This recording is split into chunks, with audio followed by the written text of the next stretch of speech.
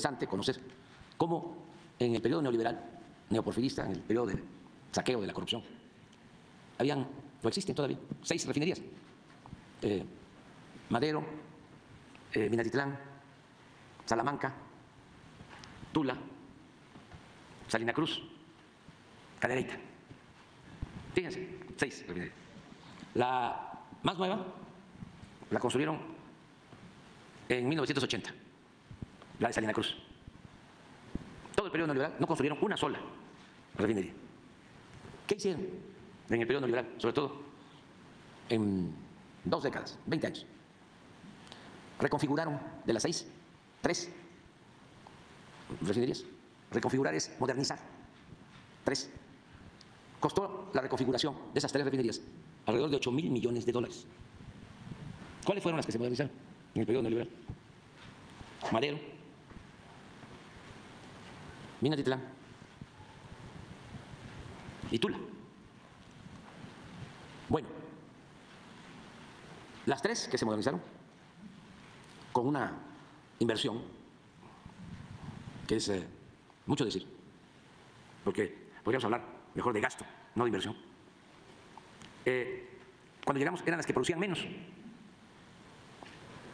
estaban produciendo más las no configuradas. Nada más quiero hacer una corrección. Mina, Cadereyta y Madero fueron las 3. Porque dije Tula y no.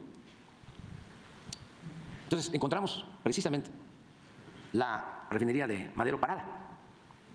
En general estaban produciendo cuando llegamos las 6 en una proporción de 35% de su capacidad.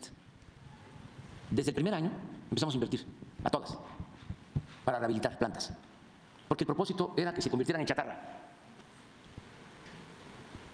que toda la refinación desapareciera, como lo hicieron con las plantas petroquímicas. Acabaron con la industria petroquímica durante el periodo neoliberal de manera irresponsable y querían lo mismo para las refinerías. Incluso ya habían vendido plantas al interior de los complejos de refinación. Hemos logrado ya levantar la producción de esas 6 refinerías en 65%.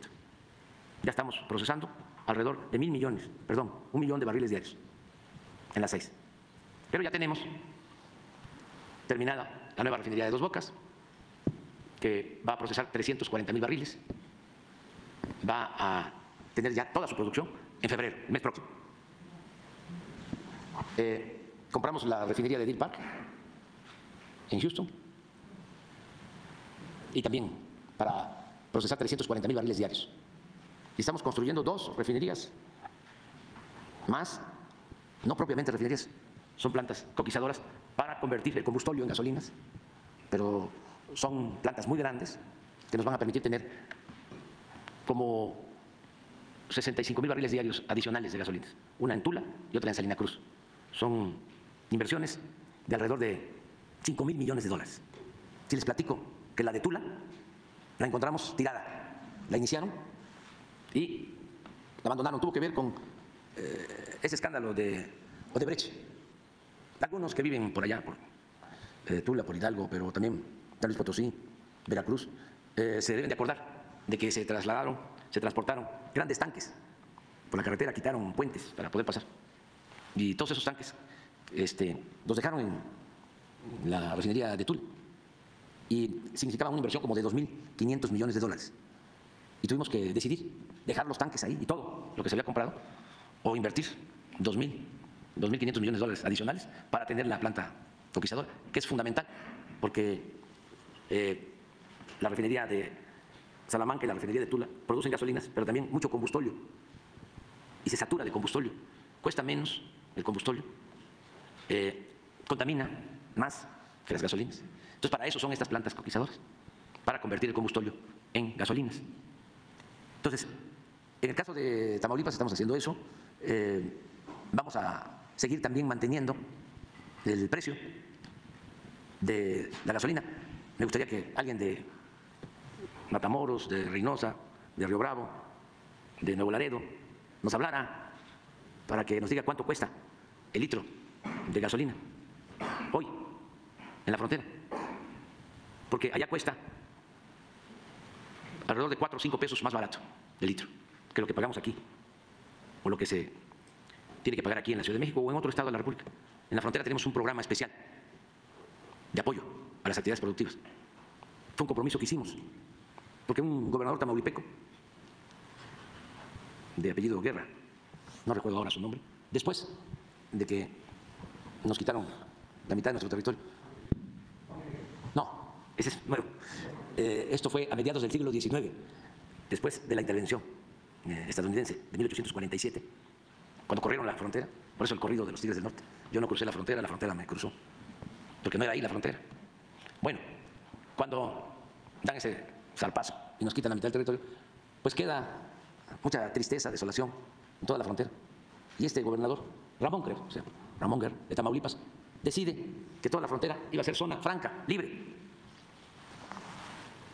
Y se mantiene así, es decir, sin cobrar impuestos. Eso fue lo que decretó en aquel entonces. Como llegó después un presidente tamaulipeco, Manuel González, sostuvo ese decreto, incluso lo extendió a Coahuila y a Sonora y Baja California, Porfirio Díaz también, y siempre se conservó un plan de frontera libre, de estímulos a las ciudades fronterizas, hasta que llegó Salinas y quitó los apoyos para la zona fronteriza. Cuando llegamos nosotros regresamos esos apoyos. De otra forma, se decidió que en toda la franja fronteriza se redujera a la mitad el IVA y a la mitad el impuesto sobre la renta, que se homologara el precio de los combustibles con lo que cuestan del otro lado de la frontera y que aumentara el salario mínimo al doble y ahora ya es al triple. Cuando llegamos al gobierno, el salario mínimo mensual era como de 2.500 pesos. Ahora es como de 7.500 en el país, pero en la frontera es como de 11.500, el mínimo, mensuales. Entonces, me preguntas, Tamaulipas, ¿qué más puedo comentarles? Dos cosas.